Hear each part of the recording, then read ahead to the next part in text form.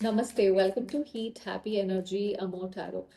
तो अगर आपको लगता है आपके दिमाग में क्वेश्चंस हैं अपने पर्सन को लेके कि क्या ये इंसान एफर्ट करेंगे नहीं करेंगे या सिर्फ बातें ही कर रहे हैं, तो आज उस बारे में देखते हैं कि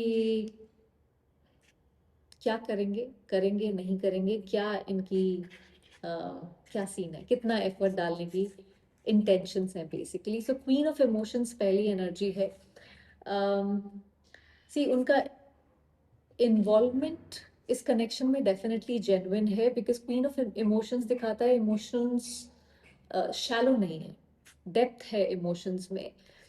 उनके अंदर फीलिंग्स हैं, एम्पैथी है और एक इमोशनल अटैचमेंट भी है, आपको लेके प्यार है यहाँ पे, no doubt about that. But queen of emotions ये भी दिखाती है कि इमोशंस को कंट्रोल में रखना आता है, या पसंद करते हैं एक्सप्रेस ओपनली करना। शायद इस समय कंफर्टेबल नहीं लग रहा है। सो इमोशंस है, डेप्थ है, पर एक्सप्रेशन पूरी तरीके से नहीं है, मेजर्ड है, फ्री फ्लोइंग नहीं है।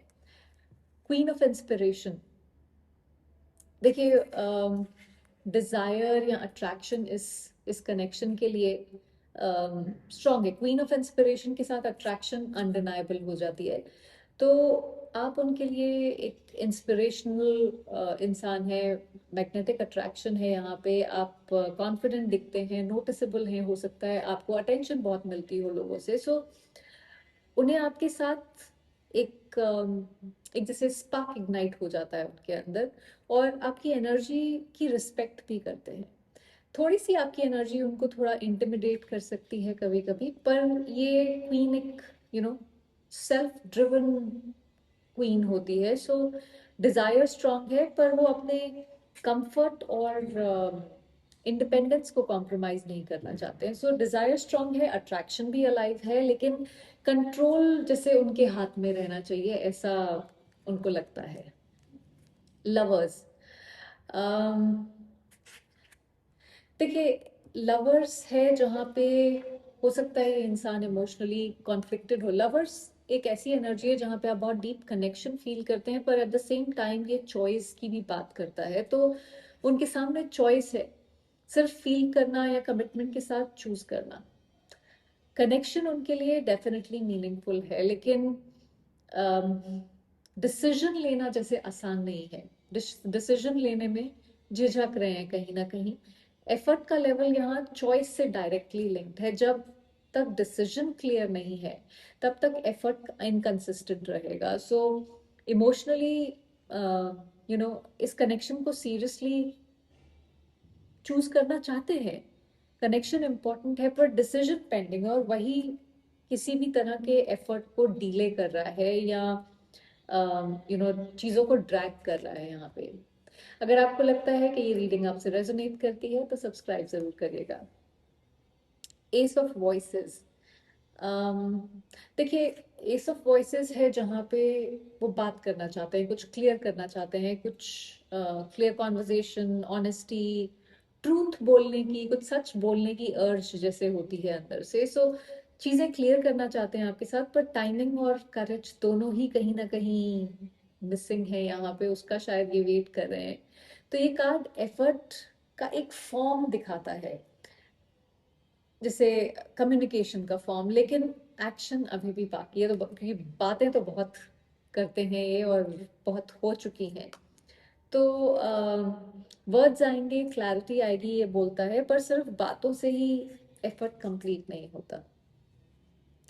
स्ट्रेंथ की एनर्जी है, इंटरनल स्ट्रगल उनका जो है, अपने ही इमोशंस को कहीं ना कहीं कंट्रोल कर रहे हैं, या किसी भी एक्शन लेने से अपने आप को कंट्रोल कर रहे हैं। उन्हें डर है कि अगर एफर्ट ज़्यादा डाला तो वल्नरेबिलिटी होगी यहाँ पे, या हो सकता है आपकी एक्सपेक्टेशंस उनसे बढ़ जाएं। तो इसलिए वो स्लो, केयरफुल और इमोशनली रिस्ट्रेन्ड अप्रोच बेसिकली इस समय रख रहे हैं। एफर्ट कम नहीं है, लेकिन फियर के थ्रू फिल्टर्ड है। तो वो ऑटोमेटिकली जब आप फिल्टर में किसी चीज़ को डालेंगे तो वो फिल्टर होके थोड़ी सी ही निकलेगी। तो करेज भी थोड़ा सा ही है यहाँ पे। तो उनका एफर्ट कैपेसिटी फियर से लिमिटेड है, लैक ऑफ फीलिंग से नहीं। फीलिंग्स बहुत हैं, क्वीन ऑफ कप्स है, क्वीन ऑफ इंस्पिरेशन है, बट देन इस शेर की सवारी करना हर किसी के बस की बात नहीं है।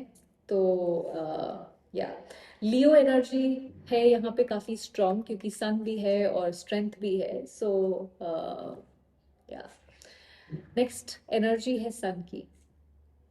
देखिए, एफर्ट डालने से अम,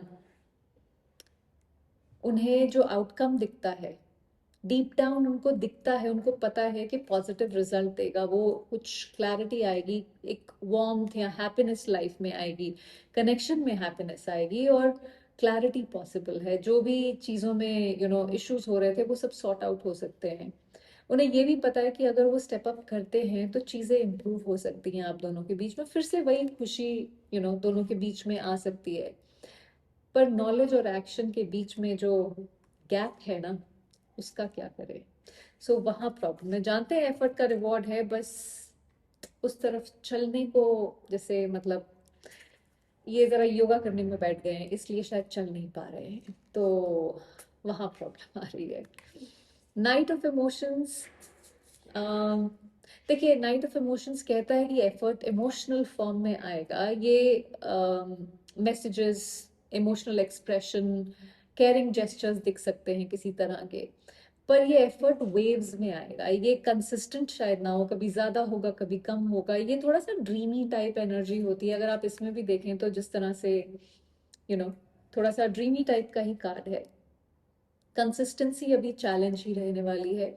इमोशनल एफर्ट होगा पर स्ट्रक्चर्ड और स्टेबल नहीं है जैसे।